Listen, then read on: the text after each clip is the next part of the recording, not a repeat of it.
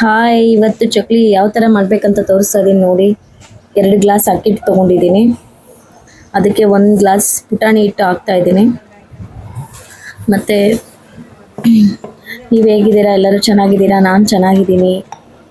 ಆವಾಗವಾಗ ರೀಲ್ಸ್ ಮಾಡ್ತಾ ಇದ್ದೀವಿ, ಬಟ್ ಆಗ್ತಾ ಇಲ್ಲ. ಡೈಲಿ ಮಾಡೋಕ್ಕೆ ಟೈಮ್ ಸಿಗ್ತಿಲ್ಲ. ಸಾರಿ, ಏನು ಅನ್ಕೋಬೇಡಿ, ಮಾಡ್ತೀನಿ. ಇವತ್ತು ಚಕೋಲಿ ಒಂದು ವಿಡಿಯೋ ಮಾಡೋಣ ಅಂತೇಳಿ ಮಾಡ್ತಾ ಇದ್ದೀನಿ. ಸುಮ್ಮನೆ ಹೊರಗಡೆ ಸಿರಿ ತಿಂಡಿ ಕುರ್ಕುರೆ ಅವು ಇವು ತಿಂತಾರಲ್ವ ಮಕ್ಕಳು, ಹಾಗಾಗಿ ಇವತ್ತು ಚಕ್ಲಿ ಆದರೂ ಮಾಡೋಣ ಅಂಥೇಳಿ ಸ್ವಲ್ಪ ಜೀರಿಗೆ ಹಾಕ್ತಾಯಿದ್ದೀನಿ, 1 ಸ್ಪೂನ್. ಮತ್ತು ಕಾಳು ಅಂತಾರೆ, ಅಜ್ಬಾನ ಅಂತಾರೆ, ಅದನ್ನು ಬೆರೆಸ್ಕೊತೀವಿ. ಒಂದು ಸ್ಪೂನ್ ಖಾರದ ಪುಡಿ ಮತ್ತು ಒಂದು ಸ್ವಲ್ಪ ಮೇಲೆ ಹಾಕ್ಕೊಂಡಿದ್ದೀನಿ. ನಿಮಗೆ ನೋಡಿ ಖಾರ ಯಾವ ಥರ ಇರುತ್ತೆ ಆ ಥರ, ರುಚಿಗೆ ತಕ್ಕಷ್ಟು ಉಪ್ಪು. ನಾನು ಅದರಲ್ಲಿ ಸೋಡಾ ಗಿಡ ಏನೂ ಮಿಕ್ಸ್ ಮಾಡಲ್ಲ, ಕಲಿಸ್ಕೊಂಡು ಇಟ್ಕೊಂಡಿದ್ದೀನಿ. ಈಗ ಒಂದು ಪಾತ್ರೆಯಲ್ಲಿ ಆಲ್ರೆಡಿ ಎಣ್ಣೆ ಬೇಯಿಸೋಕೆ ಇಟ್ಕೊಂಡಿದ್ದೀನಿ. ಪೂರ ಯಾವ ಥರ ಎಣ್ಣೆ ಬೇಯಬೇಕು ಅಂದರೆ, ಹಾಕಿದ ತಕ್ಷಣ ಜುಸ್ ಅಂತ ಶಬ್ದ ಬಂದ್ಬಿಡುತ್ತೆ. ಅಲ್ಲಿ ನೋಡಿ ಯಾವ ಥರ ಬರುತ್ತೆ, ಆ ಥರ ಶಬ್ದ ಬಂದ್ರೇ ಚಕೋಲಿ ಖಡಕ್ಕಾಗಿರುತ್ತೆ.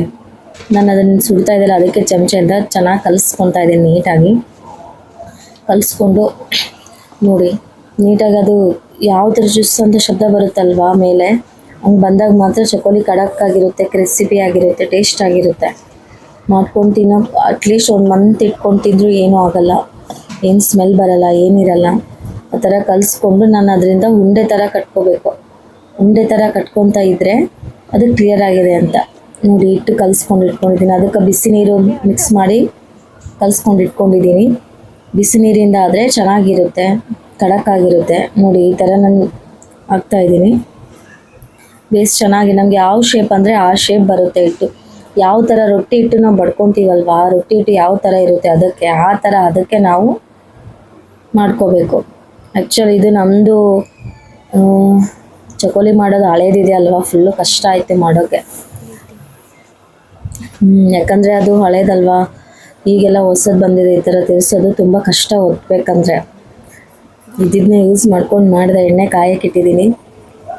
ಚಕೋಲಿ ಹಾಕ್ಕೊಂಡು ಅಂದರೆ ಸ್ಲೋ ಫ್ಲೇಮಲ್ಲಿ ಇಟ್ಕೊಂಡು ಚಕೋಲಿನ ನಿಧಾನವಾಗಿ ಕರಗಿಸ್ಕೊಂಡ್ರೆ ಮಾತ್ರ ಕ್ರಿಸ್ಪಿಯಾಗಿರುತ್ತೆ. ನಾವು ಜೋರು ಇಟ್ಕೊಂಡು ಕರಗಿಸ್ಕೊಂಡ್ಬಿಟ್ರೆ ಮೆತ್ತಗಾಗಿಬಿಡುತ್ತೆ, ಒಳಗೆಲ್ಲ ಹಿಟ್ಟಿರುತ್ತೆ, ಅಷ್ಟು ಟೇಸ್ಟು ಅನಿಸಲ್ಲ.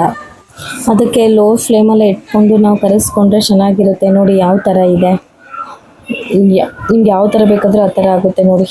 ಶಬ್ದ ನೋಡಿ ಯಾವ ಥರ ಬರುತ್ತೆ, ಪಳ್ಳ ಅಂತೇಳಿ ಆ ಥರ ಇರುತ್ತೆ. ನಡುವೆ ಹೋಲ್ ಬಂದಂಗೆ ಬಂದಿರುತ್ತೆ. ಅದೇ ನಾವು ನಿಧಾನ ಬೇಯಿಸ್ಕೊಂಡ್ಬಿಟ್ರೆ ಮೆತ್ತಗಾಗಿಬಿಡುತ್ತೆ. ಫುಲ್ ಫ್ಲೇವರ್ ಇಟ್ಬಿಟ್ರೆ ಜಾಸ್ತಿ ಸ್ಟವ್ವು ನೋಡಿ. ಚೆನ್ನಾಗಿದೆನಾ? ಹಾಗೆ ನಮ್ಮ ಭಾವ ಅವರು ಹೊರಗಡೆ ಹೋಗಿದ್ರು, ಮಾವಿನ ಹಣ್ಣು ತೊಗೊಂಡು ಬಂದಿದ್ರು. ನೋಡಿ ಯಾವ ಥರ ಎಷ್ಟಿದೆ, ಎಷ್ಟು ಸ್ವೀಟ್ ಇದೆ ಗೊತ್ತಾ. ಮಾವಿನ ಹಣ್ಣು ತಿಂದರೆ ಬಾಯಲ್ಲಿ ನೀರಿರುತ್ತೆ ನೋಡಿದ್ರೆ. ತುಂಬ ತೊಗೊಂಡು ಬಂದಿದ್ರು. ಕಾಯಿ ಇದೆ, ಹಣ್ಣು ಇದೆ. ಯಾರೆಲ್ಲ ನಮ್ಮ ಚಾನಲ್ ಸಬ್ಸ್ಕ್ರೈಬ್ ಆದವ್ರಿಗೆ ಥ್ಯಾಂಕ್ ಯು.